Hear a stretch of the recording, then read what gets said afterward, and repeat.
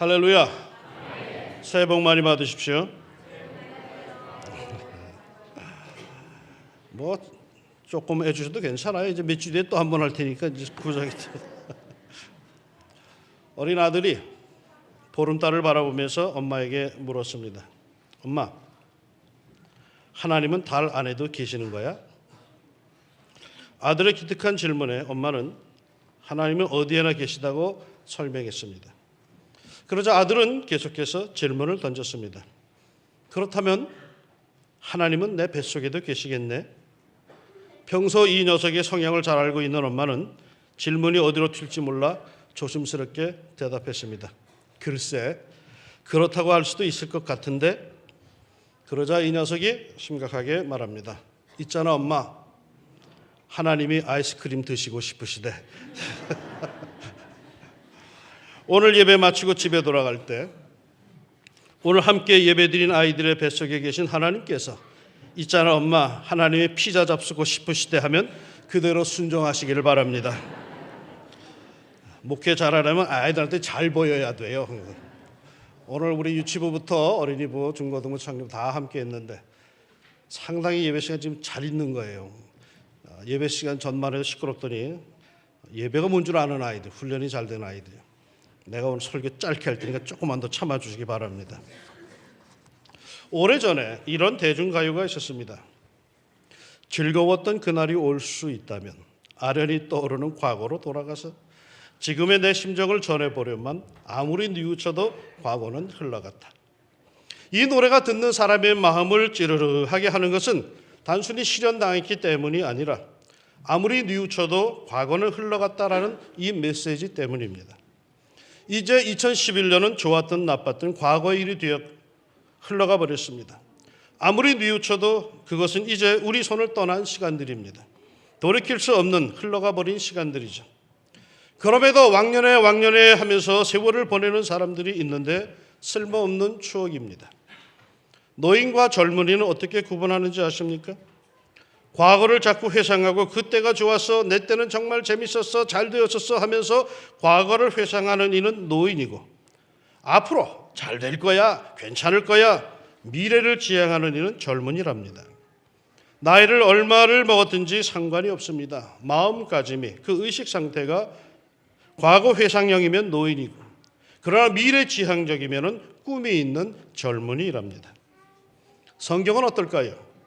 물론 과거로부터 교훈을 얻기 위해 옛일을 돌아보라고 하는 말씀도 있지만은 대부분의 스토리를 보면은 성경은 미래 지향적입니다.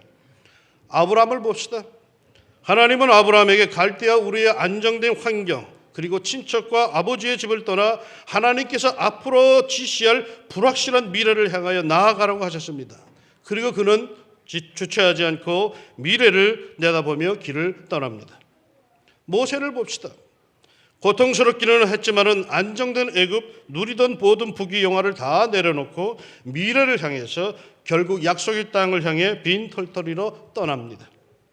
사도 바울은 내가 뒤에 있는 것은 잊어버리고 앞에 있는 것을 잡으려고 표대를 향하여 쫓아가노라, 자신이 행한 모든 업적들은 다 잊어버리고 끊임없이 주님께서 주시는 새로운 사명들의 완수를 위해서 몸살이지 않고 앞으로 달려나갑니다. 한 번은 예수님과 제자 3명, 베드로, 야고보, 요한이 함께 산에 올라갔습니다. 그곳에서 놀랍고도 영광스러운 영적 체험을 이 제자들이 하게 됩니다. 너무나도 신비한 체험이었죠. 그러자 제자들이 이렇게 좋은 곳을 버리고 어디를 또 가겠습니까? 여기 아예 눌러 앉아서 삽시다 라고 할 때에 예수님은 아무리 체험이 좋고 그것이 기가 막히게 좋아도 과거는 과거일 뿐 삶의 현장 산 밑으로 내려가자 하시면서 제자들을 끌고 내려오셨습니다. 주님은 말이죠, 주저앉는 형이 아니셨습니다. 끊임없이 하나님께서 주시는 사명을 향해 미래를 향해서 나아가시는 형이십니다. 여러분은 어떤 형이십니까? 영광스러웠던 옛 과거를 더 추억하십니까? 앞날의 영광을 더 사모하십니까? 좋았던 과거를 더 이야기하십니까? 더 좋은 미래를 이야기하십니까? 미래를, 앞을 향하여 나아갈 수 있기를 바랍니다. 그러면 미래, 당장 우리 코앞에 닥친 우리가 나아가야 할 2012년 어떨까요? 미래를 예측하는 사람들의 말에 의하면 긍정적인 것보다 부정적인 것들이 훨씬 더 많습니다. 세계 경제의 불안한, 에너지의 위기, 환율의 급등, 금융 정세의 불안, 세계 각지에서 들려오는 테러, 조심스럽게 예상되는 새로운 국지전들, 한반도를 둘러싼 급변하는 분위기들, 북한의 위험스러운 변화, 실로 우리에게는 부정적이고 위험한 현실이 준비되어 있습니다. 어디 그뿐인가요? 환경오염으로 인한 급격한 기후변화, 폭설, 폭우, 한파, 가뭄, 홍수, 지진, 그리고 늘어만 가는 가계빚, 카드빚, 그리고 우리의 안전을 위협하는 좌우의 갈등, 보수 진보의 갈등, 세대 간의 갈등, 이에 근거한 첨예한 정치적 대립과 선거 과열, 그리고 총선. 실로 우리가 나아가야 할 2012년은 그리 밝은 편이 아닙니다. 어두운 분위기가 짙게 깔려있는 미래입니다. 어떻게 하면 좋을까요? 하나님의 말씀에 주목합시다. 오늘 우리가 읽은 본문 시편 121편도 안전하고 밝고 편안한 가운데 지어진 시가 아닙니다. 오늘 우리의 현실보다 더하면 더했지 결코 덜하지 않은 오히려 더 절박한 상황 속에서 기록된 것입니다. 이스라엘의 역사가 증거하듯이 전쟁, 파괴, 불안, 폭력, 학살, 포로의 공포, 수탈, 뼈를 찌르는 듯한 현실적인 고통 속에서 지어진 시, 노래된 시가 바로 시편 121편입니다. 이 짧은 시에서 지키신다라고 하는 단어가 무려 6번이나 사용되고 있다는 것을 보아서 상황이 얼마나 무서운 위험 속에 노출되어 있는지 우리가 짐작할 수가 있습니다. 그럼에도 불구하고 말이죠. 시편 121편은 산을 향하여 눈을 듭니다. 온갖 부정적 어둠의 조건이 성난 파도같이 밀려오는 그 삶의 현장에서 이 시인은 산을 향하여 하나님을 향하여 눈을 듭니다. 이 세상의 바람과 파도에서 눈을 떼고 하나님을 바라봅니다. 그 하나님이 나를 지키실 것을 바라며 또한 믿으며 하나님을 꽉 붙잡습니다. 그러면서 고백합니다. 나는 하나님을 믿어요. 언젠가 본 영화의 한 장면입니다. 단란한 한 가정에 어느 날 갑자기 전화벨이 울립니다. 다급한 목소리로 누군가 놀랄 소식을 전해줍니다. 대개 남편이 교통사고로 병원에 갔습니다. 급해서 어느 병원인지는 모릅니다. 연락이 꼭 갈 겁니다. 전화를 받던 엄마가 안절부절합니다. 그러자 곁에 있던 어린 딸이 불안해하는 엄마에게 그럽니다. 너무 걱정 마라 엄마. 나는 하나님을 믿어요. 하나님이 아빠를 무사히 돌려보내 주실 거예요. 난 하나님을 믿어요. 두려움이 짝이 모든 상황이 안 되고 어려운 그 상황에서 나는 하나님을 믿어요. 얼마나 멋진 말입니까? 나의 도움이 어디서 올까? 돈 많은 친구 아닙니다. 권력이 있는 세도가 아닙니다. 시인은 고백합니다. 하나님이 자신의 힘이라고요. 야곱이 하나님을 자기의 도움으로 삼으며 여호와 자기 하나님에게 자기의 소망을 두는 자는 복이 있도다. 이러한 백성은 복이 있나니 여호와를 자기 하나님으로 삼는 백성은 복이 있도다. 불안한 삶 속에서 여러분을 도우실 분은 여호와 하나님 한 분뿐이십니다. 그분만이 여러분의 삶의 안식처여 요새여 피난처여 산성이여 반석이십니다. 그러므로 힘들고 어려울 때 괴로울 때 눈을 들어 하늘을 바라보십시오. 그리고는 알았다는 듯이 믿는다는 듯이 하늘을 향하여 외칩시다. 하나님 아시지요? 라고 외쳐봅시다. 그리고는 그 발걸음을 어디로 향합니까? 오늘 본문은 성전을 향하여 올라가며 부르는 노래라고 하는 제목이 붙어 있습니다. 현실을 벗어나서 주의 성전 교회로 향하며 고백하십시오. 나는 하나님을 믿어요. 그때 우리 하나님께서 평안을 주시고 그래 너에게는 나밖에 누가 더 있겠니? 내가 너를 도와줄게. 내가 너를 붙잡아 줄게. 내가 너를 건져줄게. 은총을 듬뿍 베푸실 줄로 믿습니다. 그 하나님은 어떤 하나님이신지 아십니까? 여호와께서 너를 실족하지 아니하게 하시며 너를 지키시는 이가 졸지 아니하시리로다. 이스라엘을 지키시는 이는 졸지도 아니하시고 주무시지도 아니하시리로다. 자기 사람들을 지키시고 계신답니다. 하나님이 어찌 주무시고 졸고 하겠습니까마는 인간적으로 표현하여서 그렇게 한눈 팔지 않으시고 나를 지키신다라고 고백합니다.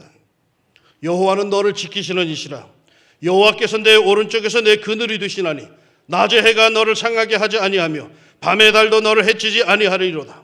여호와께서 너를 지켜 모든 환난을 면하게 하시며 또 내 영혼을 지키시리로다. 이렇게 하나님께서 지키신다. 졸지도 주무시도 한눈도 팔지 않으신다고 강조하는데 우리의 믿음은 어떻습니까? 정말 하나님 살아계셔? 정말 하나님 나를 지키시는가? 하나님이 나를 쳐다보고 계시는가? 내 형편을 하시는가?